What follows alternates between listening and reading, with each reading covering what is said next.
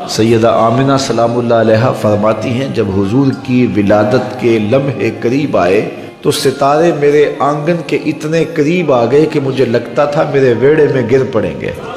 اور فرماتے ہیں جو ہی حضور کی ولادت کے لمحے آئے میرے بطن سے ایسا نور نکلا، اس کی روشنی اور اس کی چمک اتنی تھی، میں یہاں بیٹھی مکے میں تھی،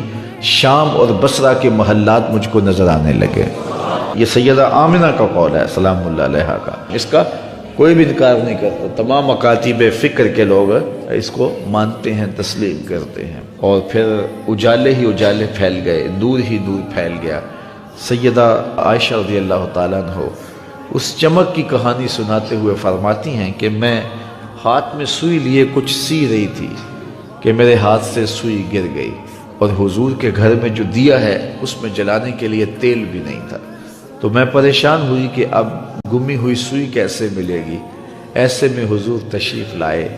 تو میں نے عرض کیا تو حضور مسکرا پڑے۔ اب اگلے لفظ سیدہ کے سنیے، فرماتے ہیں ایسی روشنی آئی کہ میں نے گمی ہوئی سوئی کو تلاش کر لیا۔ حضرت قاضی ثناء اللہ پانی پتی علیہ الرحمہ نے تفسیر مظہری کے اندر لکھا ہے کہ باقاعدہ عورتیں حلیمہ سعدیہ کے گھر آئیں اور کہا حلیمہ تو اتنی امیر ہو گئی ہے کہ رات کو بھی چراغ نہیں بجھاتی، بڑے بڑے امیر چراغ بجھا کے سو جاتے ہیں لیکن تیرے گھر میں رات کو بھی چراغ جلتا ہے، تو بڑی غریب تھی لیکن اب تو اتنی امیر ہو گئی ہے کہ رات کو چراغ بجھا کے نہیں سوتی۔ تو حضرت حلیمہ سعدیہ نے فرمایا آؤ تمہیں بتاؤں میرے گھر میں کون سا چراغ ہے۔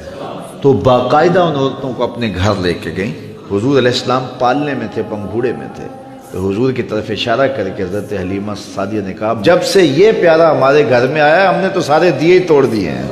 دیے کی ضرورت نہ مشعل کی حاجت، عجب روشنی تو نے پائی حلیمہ، بڑی تو نے توقیر پائی حلیمہ، بنی تو محمد کی دائی حلیمہ۔ کہتے ہیں حضرت حلیمہ سعدیہ کو دوسرے کمرے میں روشنی کی ضرورت ہوتی، حضور کو اٹھا کے وہاں لے جاتی، اور پھر انہیں جب بھوک تنگ کرتی حضور کے چہرے کو دیکھ لیتے، بھوک بھی مٹ جاتی، پیاس بھی مٹ جاتی، اندھیروں میں چراغاں بھی ہوتا، وہ سارا دن تو صحراؤں میں گھوم لیتی تھی، اسے جب بھوک لگتی تھی لبوں کو چوم لیتی۔